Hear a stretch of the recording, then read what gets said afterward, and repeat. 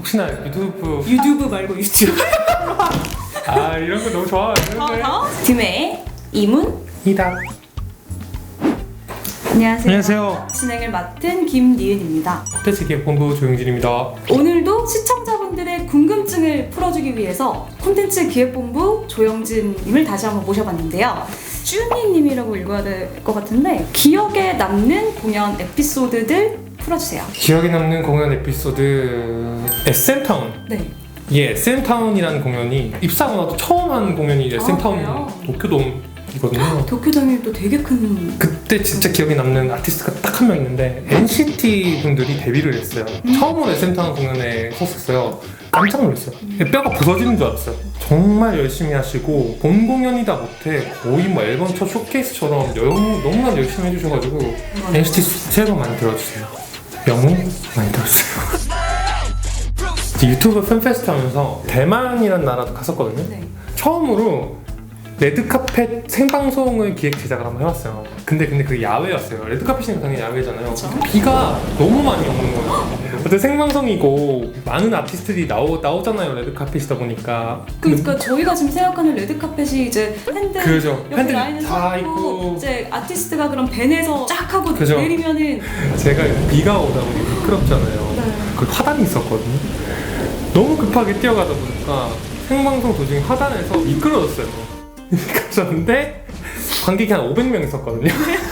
500명 관객들이 다 저를 쳐다보면서 괜찮냐고 구글 우리 광고주분들께서 굳이 그렇게까지 할 필요 없어. 그런 눈빛으로 이게 구글 유튜브다 보니까 전 세계에 나가는 거거든요. 다행히도 그쪽 하단 쪽은 안 안 잡혀더라고요. 난리도 아니었죠. 박하님이 보내주셨고요. 공연 기획, 콘서트 기획이나 BTS 뭐 페스티벌 기획 등은 어떤 영향을 많이 보나요?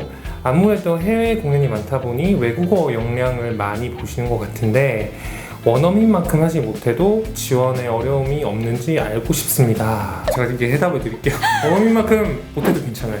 저 원어민 아니거든요. 저도 원어민이 아니거든요.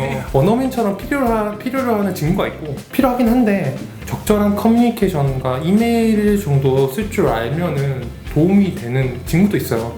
그 말인즉슨 너무 원어민까지 안 가시려고 하셔도 돼요. 네. 기획 업무에서는 어떤 역량을 많이 보시는 것 같으세요? 일단은 제가 생각할 때 커뮤니케이션이 어쨌든 제일 중요해요. 이게 뻔하다고 생각하실 수도 있는데 많은 사람들을 만나고 또 많은 다양한 분야에서 일을 하고 또 좋은 결과를 도출해야 되고 하기 때문에 광고주분들을 대상으로 한 그렇죠. 공연도 하고 있다 보니까 사실 그분들을 설득시키는 것도 되게 중요할 수 있겠고 이것도 좀 뻔한 얘기일 수도 있는데 진짜 애티튜드를 좀 봐야 얘가 이 조직에 적응을 할 수 있겠다. 최대한 좀 밝고 긍정적이고 열심히 하려는 그런 태도? 한 번 더 말씀드리면은 영어의 어떤 커뮤니케이션 스킬이 가지고 계시다면 분명히 좋게 봐주실 거고 더 많은 일을 하실 수가 있을 거예요. 또 주의 깊게 이런 공연에 관심을 가져주시는 것 같아서 감사하기도 하고 더 잘 해야겠다라는 생각도 많이 드는 것 같아요. 그냥 궁금한 거 다 남겨주시고요. 구독과 좋아요, 알람 설정까지.